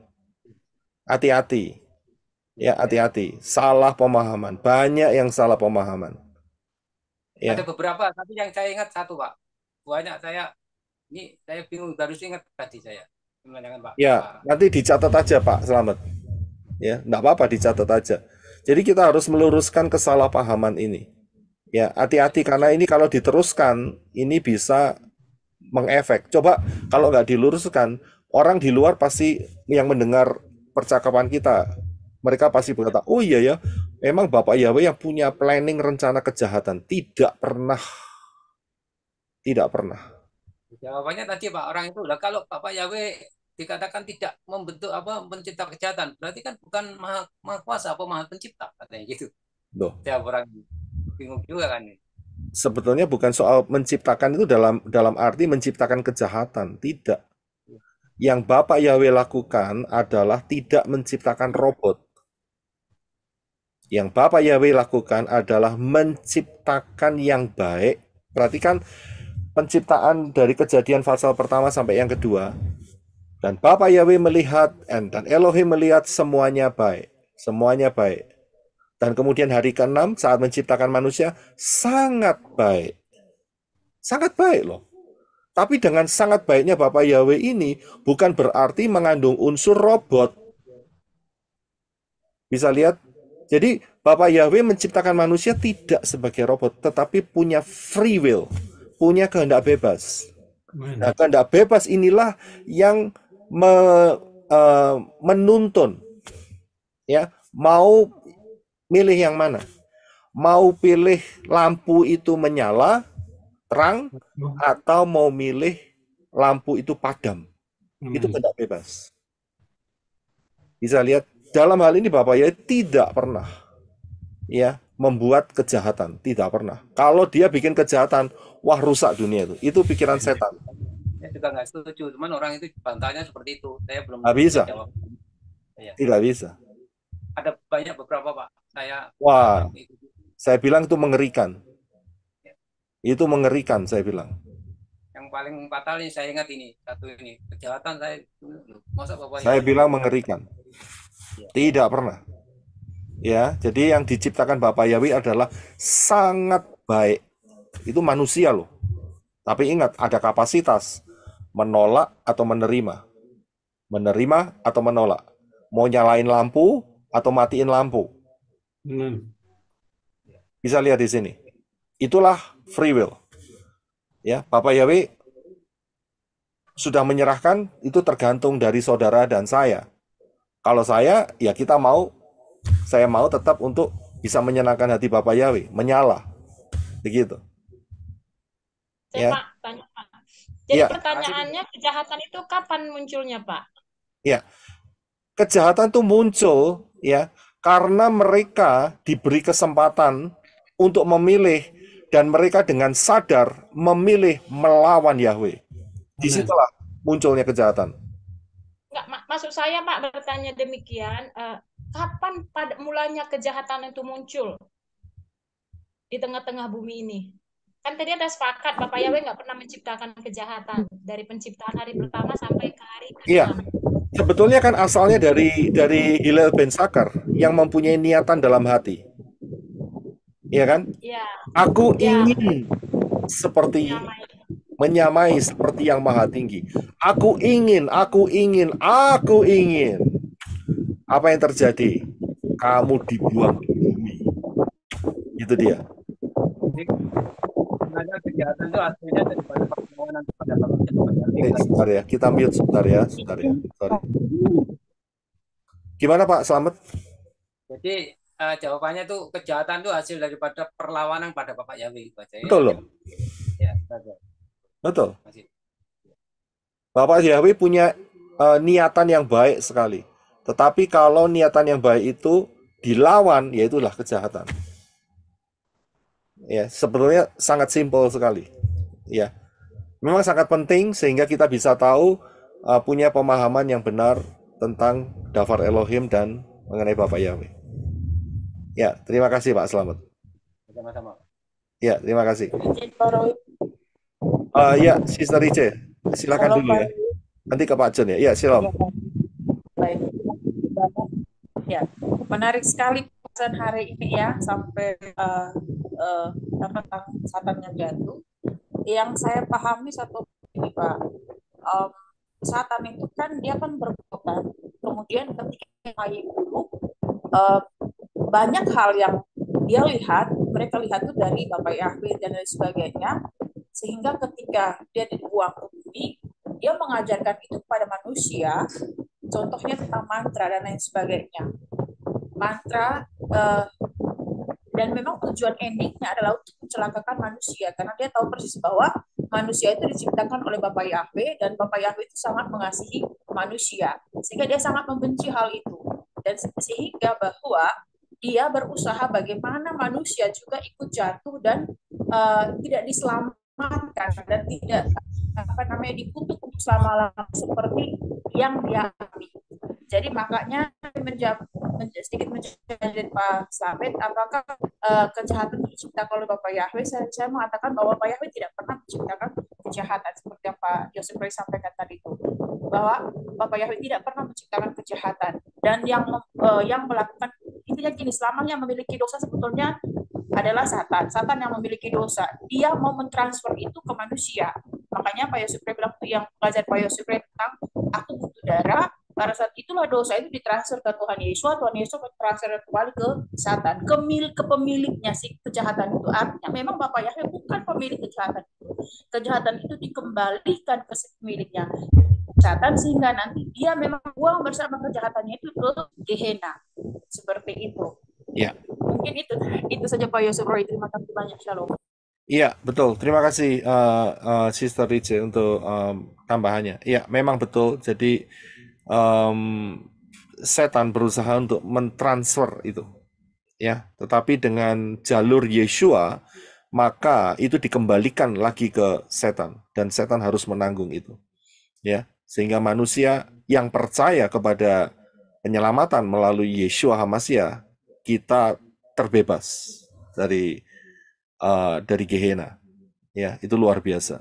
Itu cara strategi yang brilian sekali dari Bapak Yahweh, luar biasa. Ya, silakan Pak John. Ya, shalom Pak Roy. Ya, setelah itu Sister Elizabeth. Ya, masih berkaitan dengan kejahatan ini.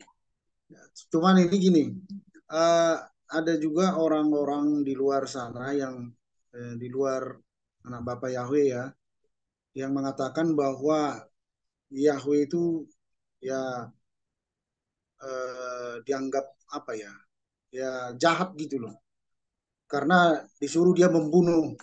Memang sebelum zaman para nabi dan para nabi lah ya, sebelum Yesua ya, memang mereka kan berperang, disuruh membunuh kan, membunuh apa namanya musuh-musuh orang Israel gitu. Nah, itu dianggap suatu kejahatan karena membunuh gitu. Nah, terus ada juga dulu teman yang mengatakan bahwa memang bangsa-bangsa yang Bapak Yahweh suruh untuk ditumpas itu adalah seperti apa ya, agen si Satan gitu loh. Gimana menurut Pak Roy itu? Ya, terima kasih Pak John. Memang ini banyak diperguncingkan, dipertanyakan di luar, ya, bahwa mengapa Bapak Yahweh sangat tegas di dalam hal ini. Ingat bahwa dunia ini adalah medan pertempuran. Jangan pernah lupa itu. Dunia ini adalah medan pertempuran. Sampai kapan? Sampai kiamat.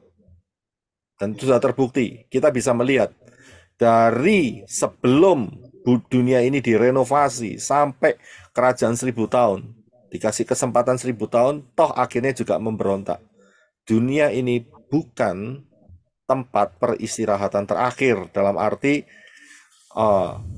tempat vacation yang enak untuk selama-lamanya, tidak. Tetapi dunia ini kita harus betul-betul paham telah jatuh dalam dosa. Ya. Nah, dunia yang telah jatuh di dalam dosa ini punya efek. Efeknya apa? Dua sisi.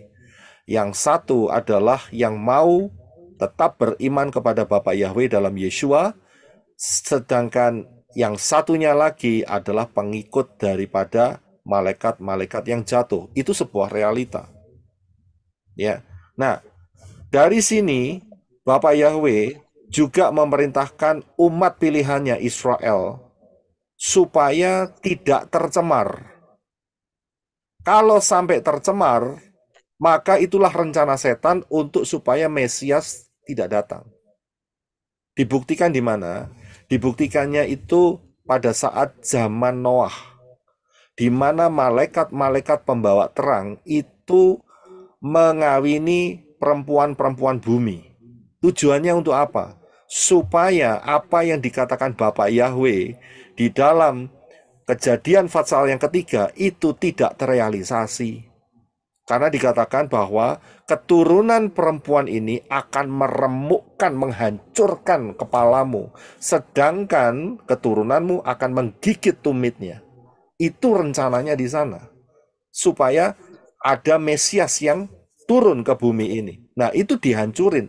Gimana caranya? Setan saat itu, ya, ingat, mereka tidak melihat yang namanya lautan api. Jadi mereka menghamili perempuan-perempuan bumi saat itu. Itu cara mereka.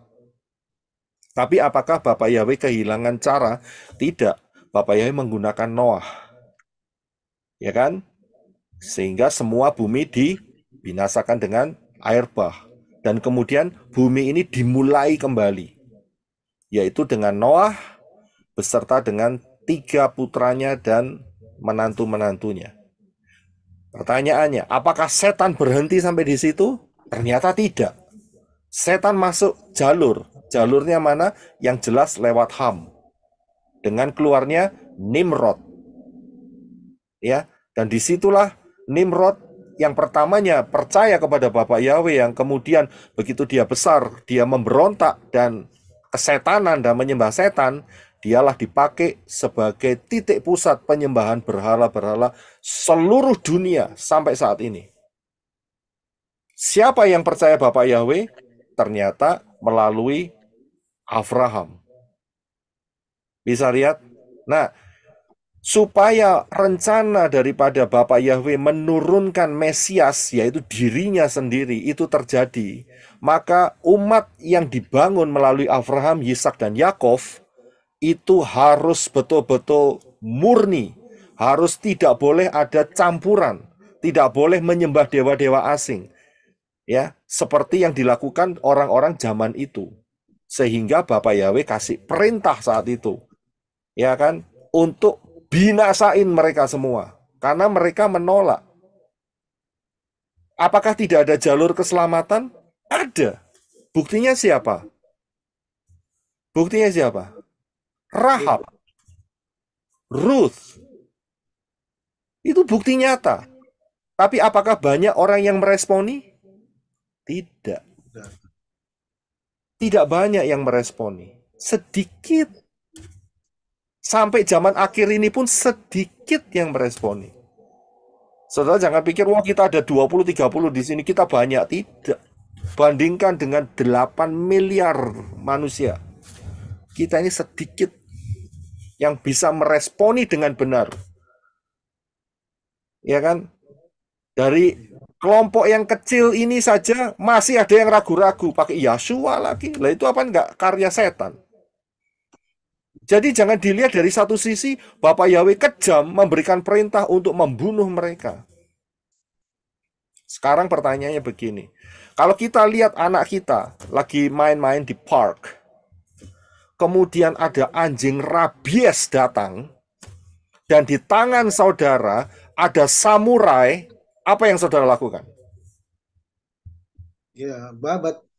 Bantai. Betul kan? Begitulah di hadapan Bapak Yahweh. Keturunanku ini yang akan membawa rencanaku dalam dunia. Yang lain adalah anjing gila semua, rabies. Gua bantai saja mereka. Gitu loh ceritanya. Nah, gini Pak, jadi pemahaman yang seperti ini yang belum sampai kepada orang-orang di sana gitu Pak. Ya memang. Kalau saya memang waktu itu berpikir bahwa ya misalnya bangsa Kanaan, bangsa Filistin itu yang pengertian saya pada waktu itu adalah representatif daripada si Satan gitu. Jadi memang harus dibinasakan. Ya. Jangankan itu Pak. Sebetulnya begini. Ya. Orang Kanaan itu sudah dikasih kesempatan. Dikasih kesempatan. Tapi karena mereka melebihi batas, maka yang menjadi eksekutornya adalah Yosua. Mereka dikasih kesempatan. Ya kan? Dan apa yang terjadi ya karena mereka sudah melebihi batas, bantai. Karena itu Bapak Yahweh di dalam Torah dikatakan, kamu jangan bergaul dengan mereka. Kamu tidak boleh memberikan anak laki-lakimu kepada mereka dan anak perempuanmu dikawini oleh mereka. Tidak boleh. Kamu jangan pernah sujud menyembah mereka karena mereka mengorbankan bayi-bayi.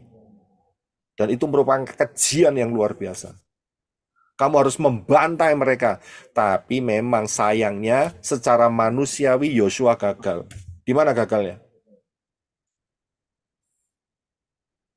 Membiarkan hidup, Pak. Membiarkan satu bangsa hidup. Mengadakan perjanjian. Itu kegagalan manusiawi daripada Yosua. Tidak bisa diambil sebagai kegagalan Yesua. Tidak bisa. Jangan. Yang itu Pak, maaf, yang berpura-pura itu, yang kami dari Pak yang jauh katanya.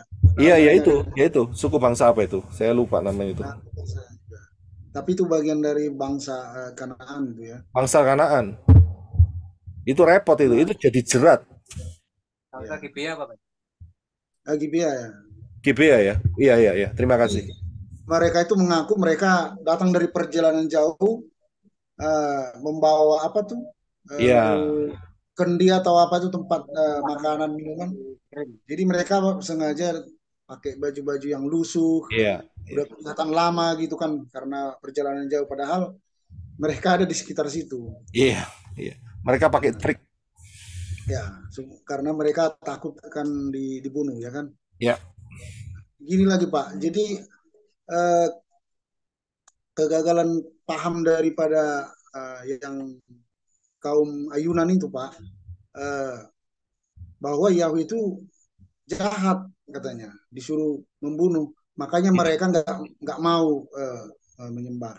Jadi mereka lebih memilih menyembah si apa itu ayunan gitu loh, yang Yunaninya itu, karena dia penuh kasih. Jadi memang sangat tragis ini pemahamannya ini.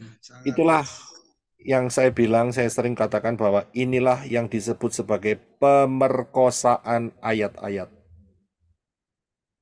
Ya, udah dipotong, diperkosa. Kemudian diciptakan satu pemikiran yang baru yang menentang Dafar Elohim. Ini terus terang suatu kekejian. Ya, seenaknya sendiri, motong ayat, dikembangkan sendiri tanpa melihat konteks yang ada. Itu kesalahan besar, itu dosa besar itu.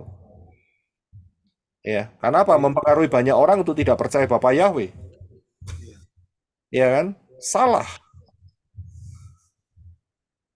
Tapi khotbahnya Padahal ngambil di situ.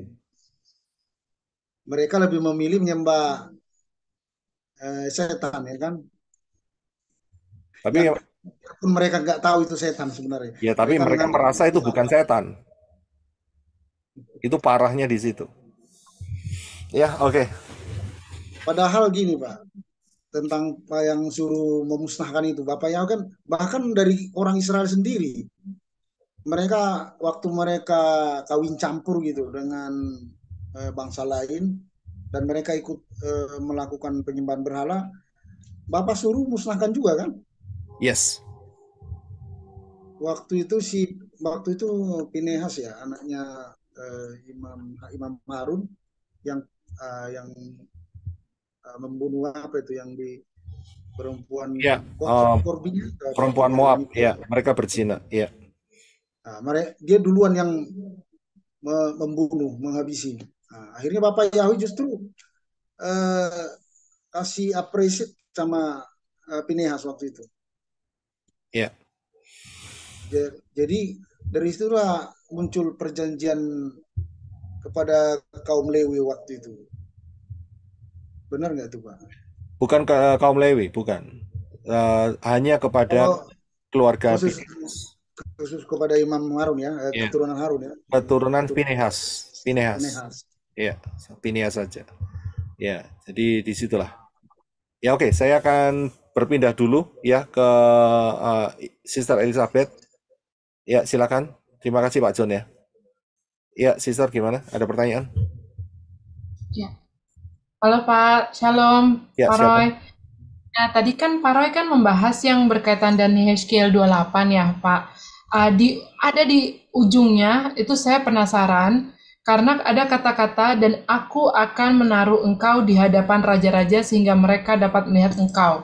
Jadi, menaruh Lucifer di hadapan raja-raja itu konteksnya dalam ayat ini apa ya Pak ya? Sehingga mereka dapat melihat engkau.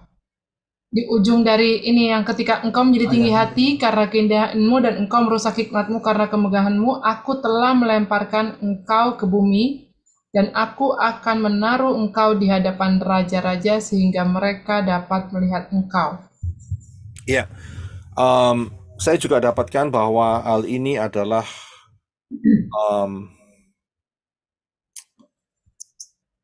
raja-raja ini adalah saudara dan saya. Mengapa saya bisa berkata demikian? Karena kita lihat bahwa Satan dikalahkan. Kefa menuliskan bahwa kamu adalah umat pilihan Elohim, imamat yang rajani. Ya kan? Dan disitulah kita diangkat kembali oleh Bapak Yahweh di dalam Yeshua. Di dalam kapasitas kita, memang sementara ini harus menunggu untuk pakai tubuh kemuliaan. Ya kan? Tapi disinilah merupakan prophecy di mana ternyata itulah si setan yang menghasut seluruh dunia. Ternyata nasibnya seperti itu. Gitu. Sedangkan kita dibebaskan karena kita transfer dosa kita ke Yeshua, Yeshua transfer ke setan. Dan kita bisa hidup di dalam Yeshua, Yeshua di dalam kita mempelai Yeshua HaMashiach. Gitu. Jadi inilah raja-raja. Ya. Terima kasih Pak Roy.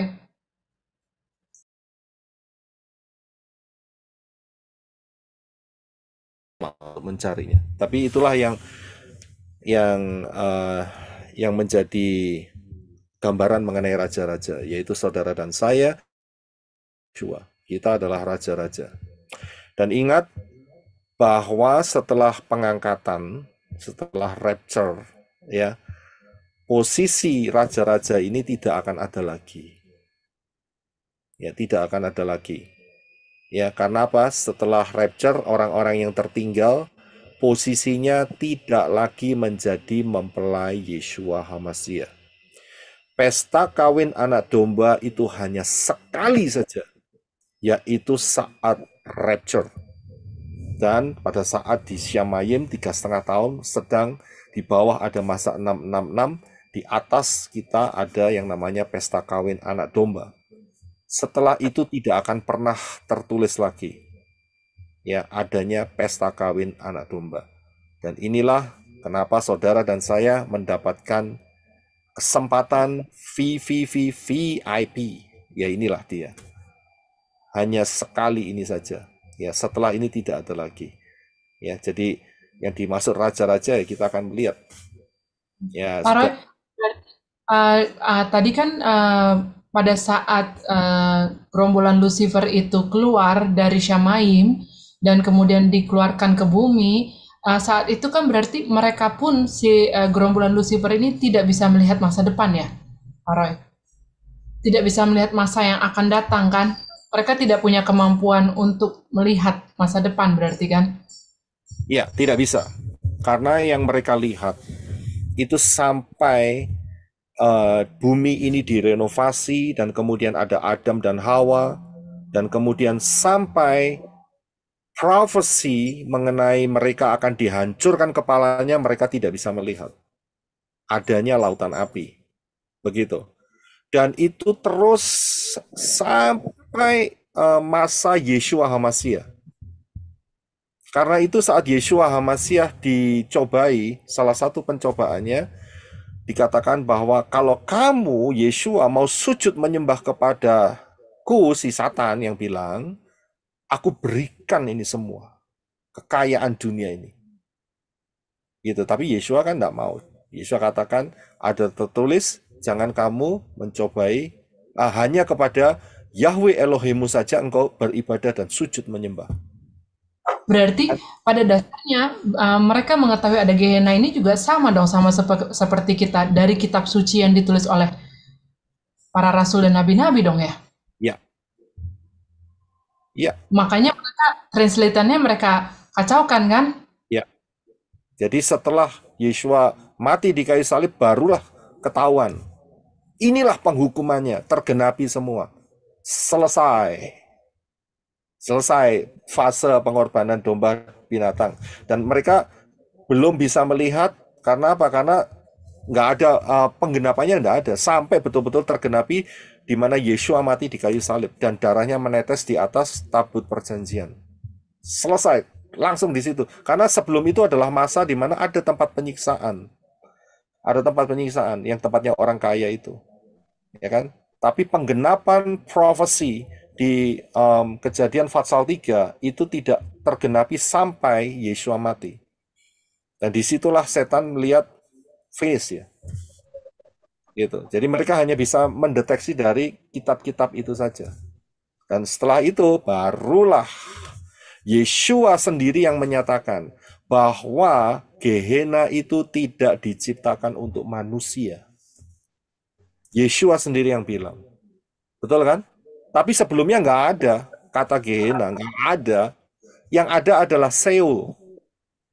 Yeshua sendiri yang memproklamasikan bahwa lautan api diciptakan untuk Satan dan malaikat-malaikatnya. Tapi manusia punya kesempatan untuk bisa kecemplung di sana.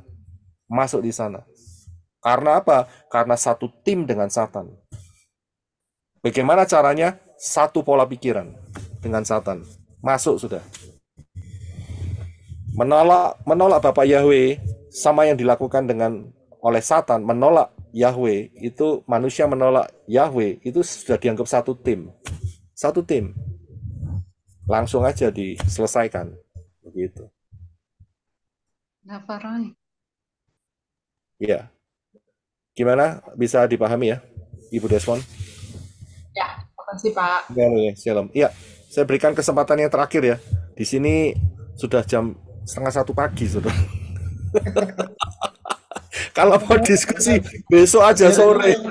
Iya Pak, benar Pak. Mohon pengertiannya sama yang lain. Bapak Yosef Roy kan besok mau ibadah juga. Terima kasih, benar itu Pak.